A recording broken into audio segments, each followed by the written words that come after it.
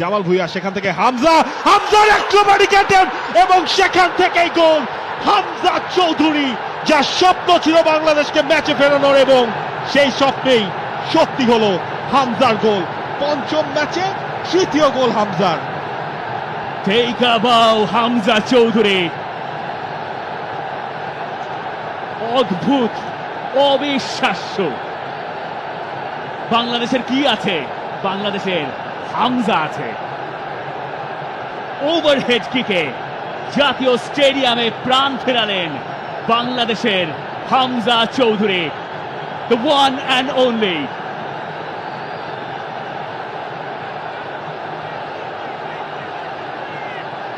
যেই হাসির অপেক্ষায় ছিল সবাই, ফয়সাল আহমেদ ফাহিমের সেই সাপ্লাই, জামাল তার ভিশনটা ছিল পারফেক্ট, হামজা ও অবিশ্বাস্য।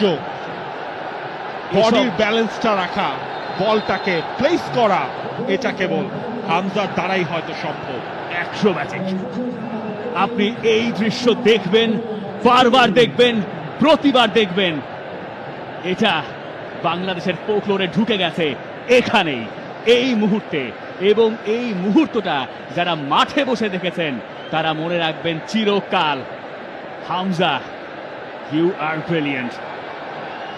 হামজার হুঙ্কার, আর বাংলাদেশ তাতে প্রাণ ফিরে পেল ম্যাচের এমন একটা সময়ে, যে সময় বাংলাদেশ ধুঁকছিল